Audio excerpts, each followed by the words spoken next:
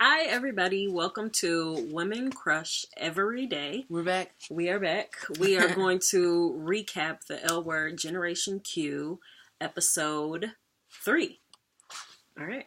So, let's get into it. All right. So, actually, I just want to say it feels weird. Last week I had hair. This week I don't. So, looking fresh. Yeah. Switched it up. Generation Q. You know what I'm saying? Had to pull the brush out. Elite waivers. Okay. No, seriously. Back to episode 3. Okay. I was off top. I don't know. I feel like this was kind of a dry episode.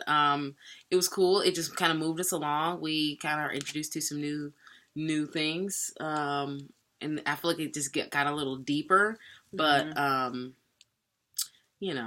it just got a little deeper. It didn't like, yeah. Now what on the next episode of L Word Generation Q? What do you think? I think they used this to do a lot more character building. So it was nice to kind of get deeper into the friendships between people and who kind of relates to who goes to who for what kind of advice. So it was nice to just see more of what the dynamic is within the community as opposed to everybody's individual story. This showed more of what's happening relationally. Mm-hmm. It was not as exciting as I hoped it would be based on the last scene of episode 2. Because I wanted far more Bette and Felicity, and there was 1% Bette and Felicity. I think there could be a spinoff show called Bette. We just call it Bette. But then we just go through all the like badass dimes that Bette is sleeping with and the reasons why she's sleeping with them. Yeah. And just her own affair. I would watch that. I would definitely watch that. And then every episode. I would rather see who Bette is messing with than Shane. Personally, not interested in who Shane is with. But Shane's little boo in this episode, she was tripping. She cold though. She's alright. Okay, my discrepancy is I also watch The Fosters. And Lena Foster is on there, who is a black lesbian. She's got the wavy hair going kind of like this Lena does on the show. And Lena Foster is just, super fine. Okay. And this Lena is... Oh, you just gonna come for her like that? She's cute, but she's not as good. Shots she's definitely gonna come for fired. Her. She's just gonna come for her and say, you not as bad as the other Lena. She's not. It's hard out here. Okay, well, I don't watch The Fosters, so I don't have anything to compare it to, and I would say that the love affair that's brewing between Shane and Barbie is... I watch. I think it's going to be dangerous. Lena seems not to be stable. She might be a good thing for her. I don't know. I'm kind of feeling like she could be a good thing for Shane. Shane ain't got nothing else to do coming up off this marriage. She does need to get over this divorce. This is perfect. This is perfect rebound material. Mwah. Yeah, Chef's but what kiss. if Lena turns out that once she realizes she might be the rebound, she kind of fucks things up for Shane? She can't say that when she a rebound. I'm only saying this because the last time Shane owned something, it got burned down by a woman who she had messed over. Because she wanted to sleep with Sherry Jaffe instead of getting an apartment with, I don't remember the name of the one she was with at that time. But it was when she had Shay, and she was with this woman who also had a kid, and their kids went to the same school, and they were talking about getting an apartment together, and they're going to start a family, and they're going to combine their families. It's going to be so cute. And everybody was like, no, Shane, don't do it. And Shane's like, it's going to be fine. It's going to be fine. They go look for the apartment. The girl's like, this is cute. This is great. This is perfect. I can't believe me and you are going to get an apartment. She takes her son and leaves, and Shane stays and fucks the realtor. Gang. And gets caught doing it. Okay, no, I'm sorry. That's terrible. Shane's a total asshole. Then the woman turns around and burns down her stage shopping. But Shane is a new person now. That's why we're in Generation Q. Same haircut. Okay. All right. I don't know. I think it's a cool little turn of events, though, and I think, we have to add some drama to her buying a damn bar. So in this episode, Shane just goes and buys Atlas Sports Bar Mm-hmm. and reclaims it and says, we're reclaiming this in the name of women, loving women. Dope. And we're turning this into this bar. So that was kind of, that was one of those moves, though, to me that says, I want to smash y'all out. She's acting all like, what do you mean, huh? What? You knew off top when she was giving you all the drinks and doing all the extra shenanigans. She knew. That, Lena yeah. was with the shits. Yeah. So I think her playing all coy is, I'm not buying it. Yeah, no, Lena really, that Shane is playing coy? Yeah. Oh. I'm not buying it. Yeah, no, I think Shane is just sad and so is not emoting as much as she typically would. Mm. I don't know. I think something's gonna go wrong for sure. Tess seems to be open and happy about the situation, but I don't know how Tess is gonna feel once she realizes that Tess is gonna pow. But they're supposed to be in an open relationship, so I'm trying to figure out like who is the healthy person within this relationship. No, it don't work like that. It don't work like that in an open relationship. I feel like when you bring in a boss like Shane, who's like running LA, buying up bars, buying jobs, Tess ain't gonna make it. So you can't be in an open relationship with a woman who's like. Tess was like, you gotta stay she's in the your bartender world. there. You gotta stay in your server. Okay, so you're saying the power dynamics between Tess and Shane are too much that Lena is just gonna be like worship of Shane. Yes. I mean, this is what's happening right now. She's already said things are not working out with me and Tess. That's how, when you come in off of that, you're saying you win. That's what you're saying. She came in like, man, my bitch whack anyway. I ain't even worried about her. Ugh, she couldn't buy no bar. You know. That's what she's doing. Oh, it's so messy too because Shane pretty much gave Tess the bar. Hella messy. Which means now Tess does have power, but she's inexperienced with power. This is why they wrote that in there. That's what I feel like. I feel like you wrote in this mess just so you can have something to watch. But yeah, this is definitely like one part, Shane's bullshit. 2 parts, just some classic TV bullshit. It looks like you about to finish off a dance. Bullshit. TV bullshit. And that's how you do a season. Okay. Well, they brought in some more mess too between Alice, Nat, and Gigi. That was some funny bullshit. Okay. Yeah. Okay, so Nat reveals that she has no friends because Alice is about to go out. She's about to hang out with her girls, and Nat is just like, oh, you're going out? Oh, I'll just be here with the kids. And Alice is like, I'll make sure I'll watch the kids when you go out with your friends. And Nat's like, I don't have any friends because my best friend turned out to be my wife and now she's my ex-wife. And Alice is like, you should hang out with Gigi. Which I know, no. Dumb. That's not going to work out. I've tried it in real life, and it always turns out bad. It turns out bad. So Nat and Gigi hang out, and they are just like kikiing, cackling, having old jokes, talking about people Alice doesn't even know, whispering into each other. Alice is all out of the conversation. She's clearly jealous and feels left out. She set that up. Isn't Nat a psychologist? I think so. Or something like that? I'm like, yeah. She's acting like she don't know how people will feel. Well, Nat did tell Alice, you're going to be jealous. Why are you trying to push me to be friends with Gigi? Yeah, but she wasn't even trying to show love. Like, she wasn't trying to bring her in. No. And also, I mean, like, they've been together for a little bit. Like, couple years. Yeah, Alice and Nat have been together for a little bit. So, for Alice to be like, what? You don't have friends? Yeah, I don't understand that. It's like, she ain't got no friends. Know you her friend. Period. You know what, though? I have been with people who, the people that I met around them turned out to be their associates, not their friends. But I didn't know that they were just associates. Okay. Until something serious happened, and then they're like, nope, I'm not going to reach out to anyone. It's like, what about your friends? Oh, no, they're not really my friends. I was like, oh, okay. Don't be in relationships with people who don't have friends. It's not healthy. I think Alice and Gigi are going to start smacking. Definitely. I think we might get there where Alice is like, man, Gigi, she the truth, man. I like her. She funny. But I think she's still going to be jealous about her being with Nat. I don't know. My prediction was that they are going to end up in a throuple. And I still think that might happen, but I think Alice might get pushed out of the throuple. I think Nat is going to get pushed out of the throuple because Alice ain't trying to be nobody mama. Also, Nat is kind of boring. Agreed.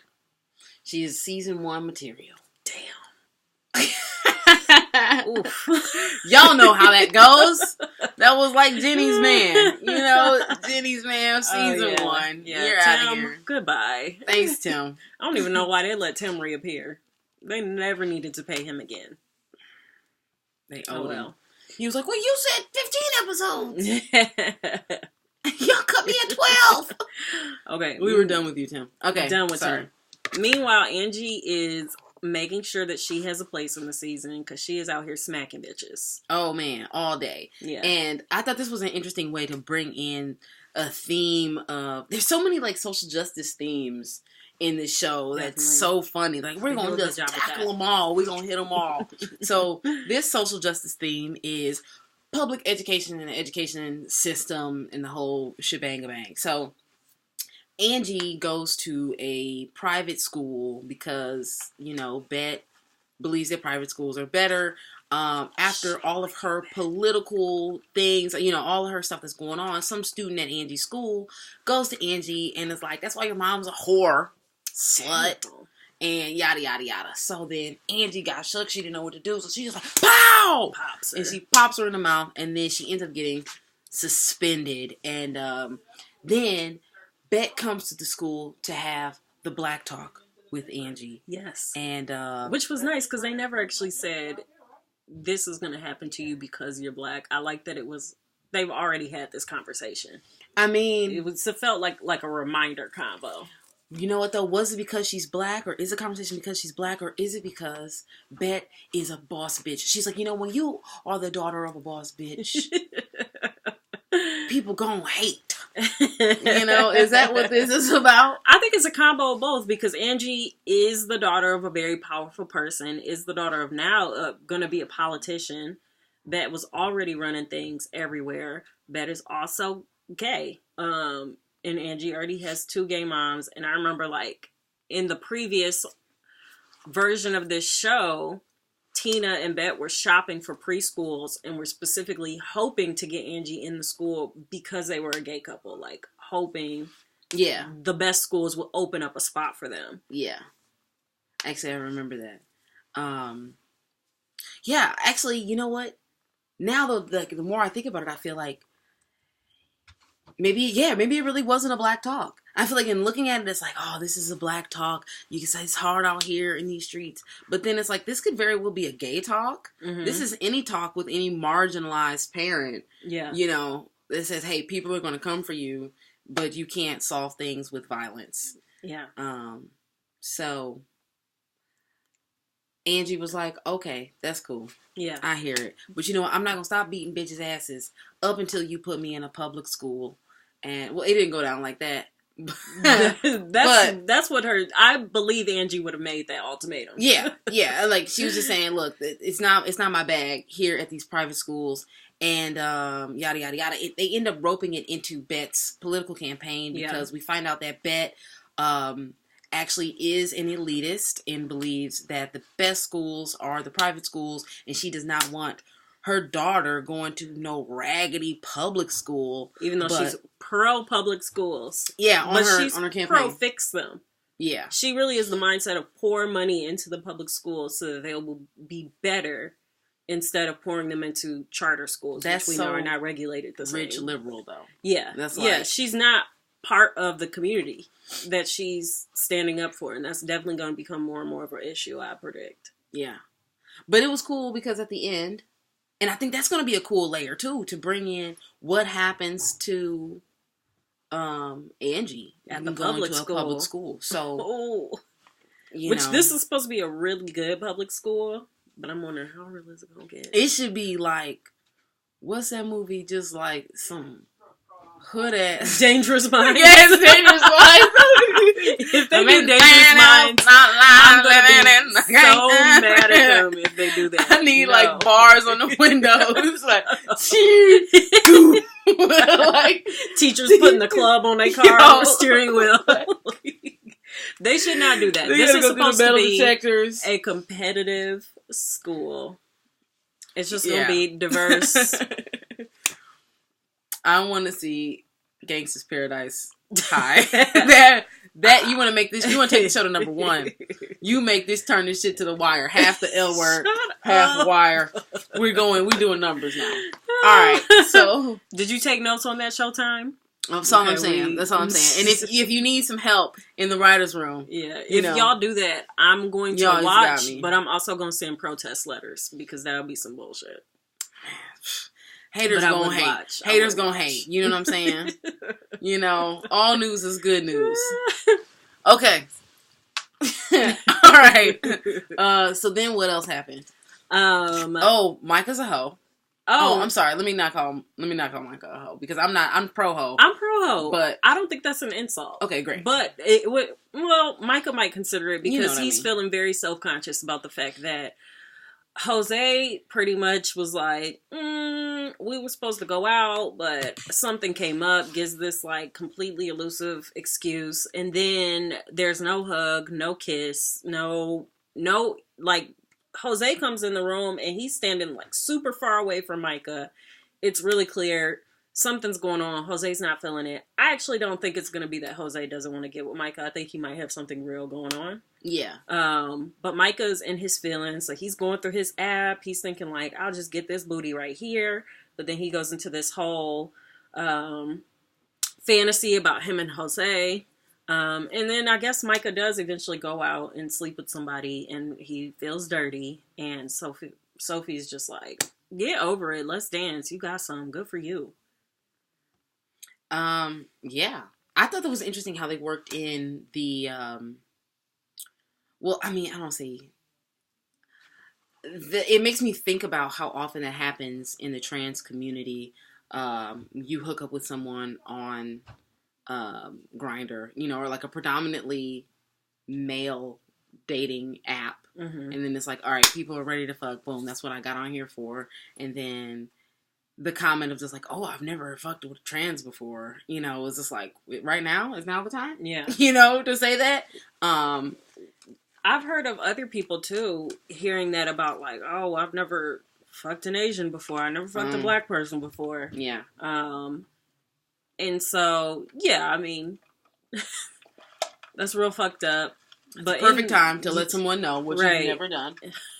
And that you're commoditized in a way. Yeah. Like, oh, you're a check box for me. Now I've done that. Yeah. You shouldn't lead with you're my first whatever. Yeah, not sexy. Micah's face was like, okay, just do what you gotta do, player. Well, just please. I'm like, okay. I've heard it before. All I need you to do is just come and tear this up. Yo, exactly. Like Micah was not worried about this cat, so that was pretty funny. Oh, another character. On Alice's show, we bring in Megan Rapinoe. Yeah. The women's World Cup. Yes, yeah, that's what it's called, right? Yeah. Yeah, killing the game. I should know sports, right? I look like I should know sports. Yeah. That's how people do. I'm wearing this Adidas. Actually, sis, I know nothing. Either way, so the celebrity presence on the show now, I think is so crazy. This is like so much shit has changed from the first season. I mean, from the first run of this show. No, they had a lot of celebrities. Oh, okay, maybe I didn't pay attention to that. I don't remember all the celebrities that were on the show. I think the celebrities that were on the show though were so much like ingrained within queer culture because I remember having to ask people, because I was new into the community, like, oh, who is that? And they're like, oh, that's so-and-so from Bitch. That's blah, blah, blah. And it was like, you had to kind of be in the know of really white lesbian pop culture to know who people were. Mm-hmm. Whereas this is just like, people have a lot more access to information. Yeah. Yeah, that's real. She's a huge star, and everybody knows just how gay she is. I thought that was so weird, though, because I know Alice has a rumor show, but the questions about the sex happening in the locker room, that felt so weird. And I think I said this last time in terms of how they cross the line between reality and fiction. And I think like they were talking about having Kamala Harris on, but then it said she couldn't make it because of some like bogus excuse. And I'm like, you're kind of like painting something about her character when this isn't even real. This didn't happen. Right. Unless it did happen, but it didn't happen because this isn't a real show for her to decline. So, right. I don't get it. And then this Megan starts talking about, the gay things that happened in the women's soccer locker room, which felt like, I felt like, would she ever even say that? Yeah. You know? And I'm wondering if, because they didn't make it clear, I kind of really thought the next scene after that was going to be the network saying like, yes, we're so glad you asked those questions. That's what we want you to push. But it really was just, it seemed like Alice just being super invasive. And then that is weird. That is weird because are the answers that Megan is giving, are these real? Yeah. Are these scripted into the show? Yeah, that was so confusing. I'm like, are there orgies in the soccer locker room? Is that what we're supposed to take away from this? She did not say that. I mean, she didn't say it, but she kind of was like, y'all know who's sleeping with each other. Like, is she calling somebody out? Is she sneak dissing right now? Is this somebody that she know? You know, right? Yeah, it's weird. If I were on the soccer team, I would be like, is she talking about me? You know what I mean? If I didn't want that information out, you know what I'm saying? Perhaps it just seems really weird that that they threw that mix of reality and fantasy. Yeah. And it's weird that they're basically like female candidating her. Like the way that you would ask a woman running for president, just bogus things that have nothing to do with how she would run the country. It's just like, why aren't you asking about the sports? And they tease to like, oh, we're going to talk about equal pay and diversity and some other things, but I would have much rather actually seen that conversation and have to wonder, is this reality or not? Because it's actually relevant rather than who's sleeping with who. Yeah. If they had spent like the bulk of the conversation on like, here's a real issue, and it's like, now who's sleeping with who in the end? It's like, and then we'll find out after the break who's sleeping with who in the locker room. Cute, cool, right? You know, we'll get to the juicy details, but to like really ask our juicy details and really get bogus juicy detail answers is like, I don't get it. Yeah. Not that I wouldn't want to know, because I am one of those people who will go search out the celebrity gossip. But I feel like that is the job of people who have YouTube shows and like cycle through people's Twitter and, you know, Instagram and like put pieces together and make me think there's something juicy going on. In a real interview on a show that's supposed to be representing queer community, I expect real conversation, which is what Alice was fighting for last week. So why are we here now? Yeah, exactly. I 1000% agree. Another conversation, another scene that happened in this episode. We follow Finley and Finley's boo, Rebecca. Okay, yeah. So, we had this hot sex with Rebecca, and then in the morning they wake up and she's like, all right, gotta bounce, gotta go to. And Finley's like, no, MCC. No, I want to lay in bed with you all day and be super Me cute and my and pits sexy. Want to kick it with you when they want to rub and hug and cherish you tight. They want to do like this. And she's like, I'm sorry, I gotta release myself. I have to go to church. Mm-hmm. And she's like, all right, cool. And Finley is like, starts covering up like, church? And I'm my titties out. Yeah.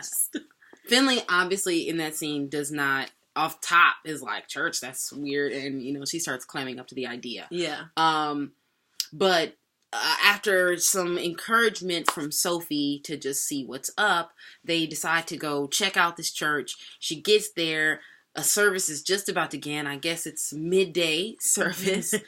Little midday Bible study in the sanctuary. And who but Rebecca is actually the minister of the church. Yes. That's great when moment. Finley loses her shit and she's like, I'm fucking the Pope.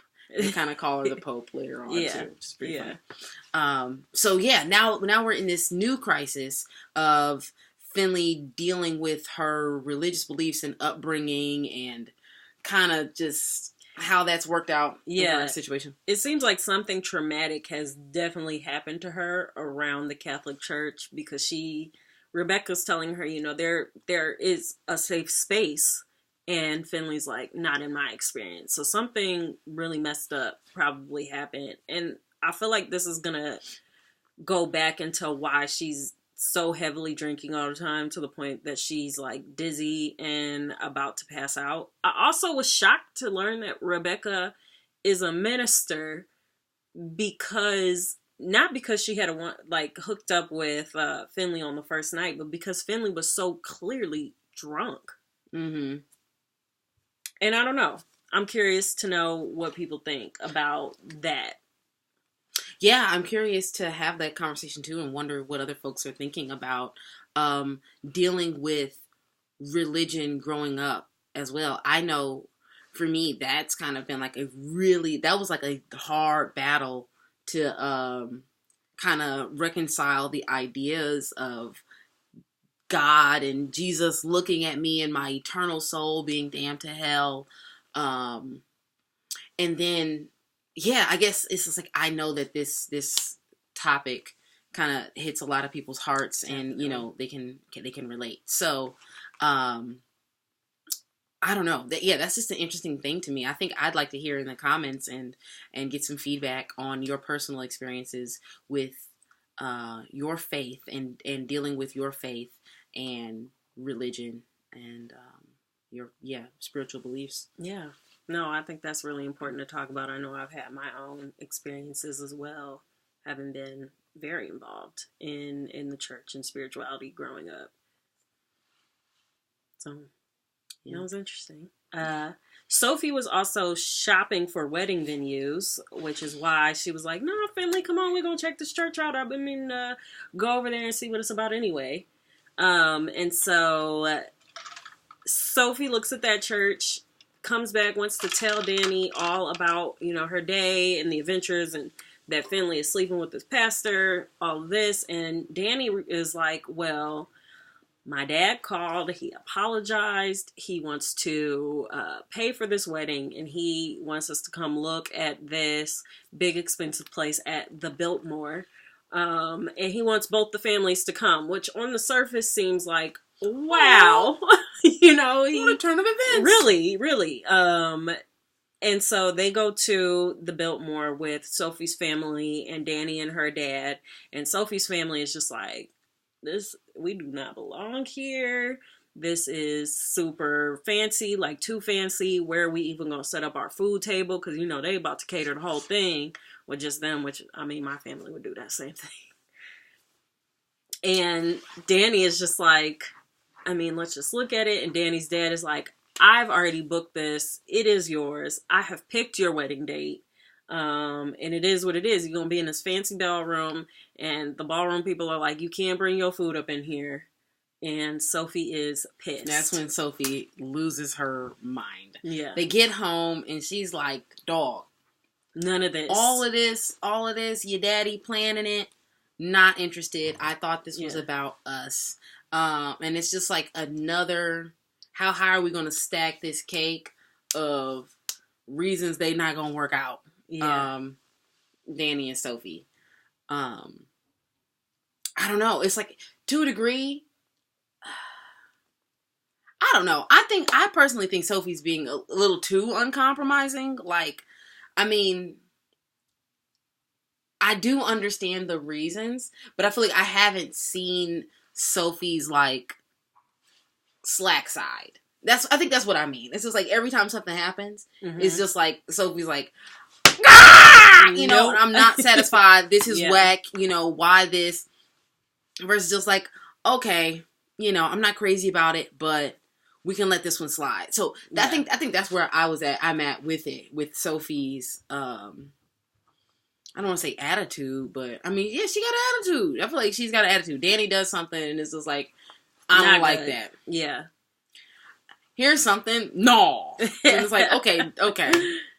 I'm not mad at her reasons, but it seems like just the way that it's going about. It's like, do you see this person? Are you thinking about, because I think also in the conversation, she's like, this is for your dad. And it's like, I mean, and Danny's like, I mean, yeah, he wanted to see me get married. He wanted to be a part of this. Like, well, I'm not marrying him and all this stuff. And it's like, you understand that, you know. But also, you are.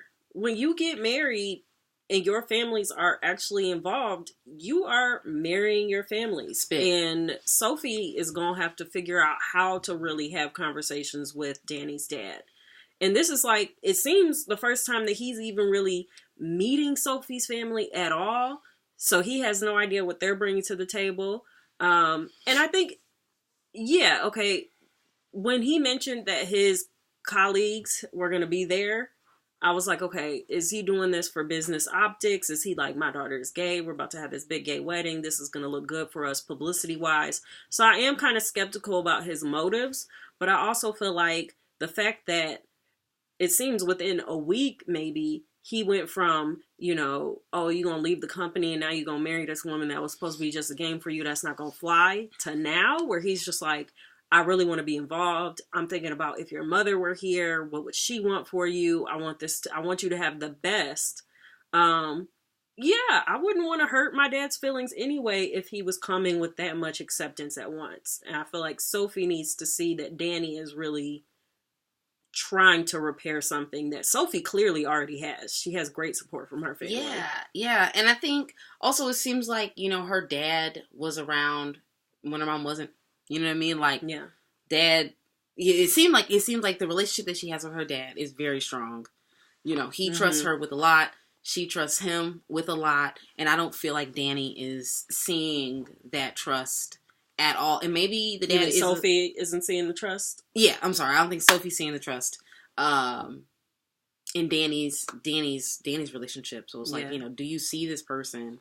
I know that, you know, that she has her own concerns and dad issues and daddy trusting issues and all that good stuff. But it's like when you're marrying someone, you're marrying their whole family. So if you're not going to be willing to really marry somebody's family and open up, then you don't really want to be there. Yeah, you don't want to be there. I think it's interesting too because some people say like when you get into a relationship, sometimes relationships are there for you to be to provide a reflection of yourself.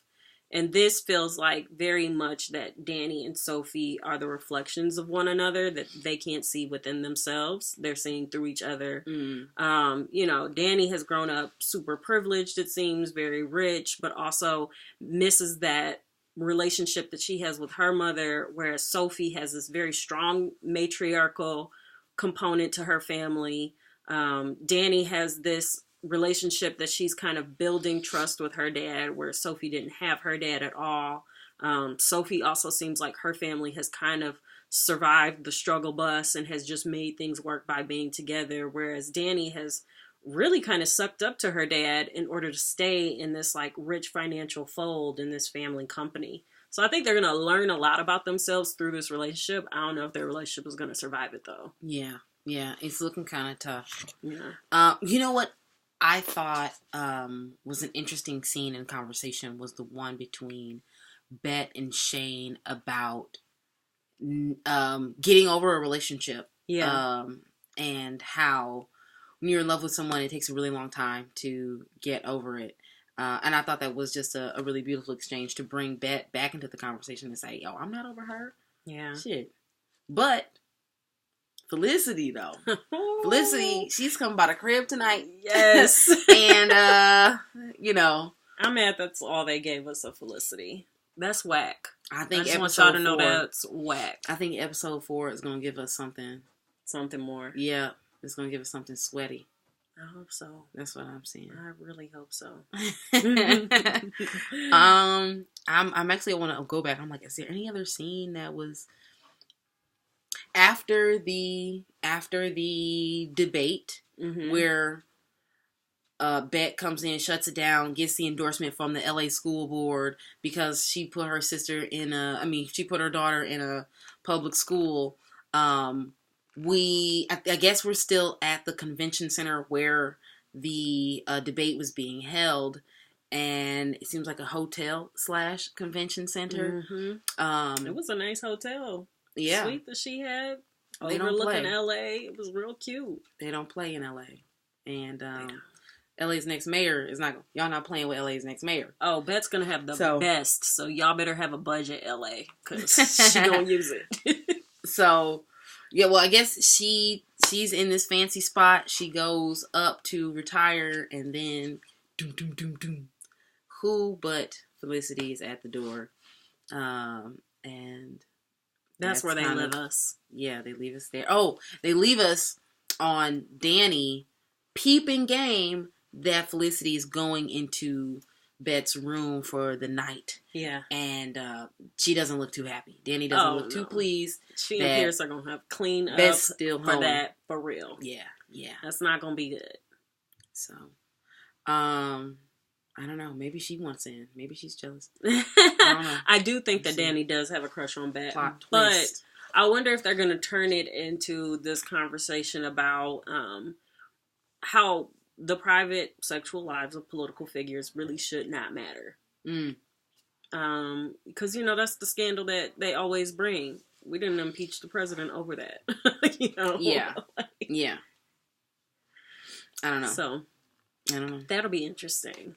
I'm interested to see what really happens with Shane and Lena. Not because I'm interested in Lena at all, but I just think that's going to be a whirlwind, and it's going to be funny. Yeah. Yeah. I like how they've already, like, boom, we've got a new club, we've got a new hangout spot. This is going to definitely last, I feel like, throughout, you know, as long as we go, we're going to have this hub. Yeah. And I think that was cool to establish that early in the game. Unless it turns out like other spots where they create it, they can't get the business they need, and then it's gone. Which is the sad story of lesbian bars. That actually might be a bitter reality they try to throw in there. Don't do this. Give us the fantasy. I want the fantasy. We'll see. They say they mixing the fantasy with the real. Yeah. That's how they do here. So, yeah. All right. Well, I think that's the episode. That was the whole episode. Episode 3. Yeah, it was pretty good. Let us know what you think. And any other thoughts and comments, and we will holler at you. We'll see you next week. All right. Bye.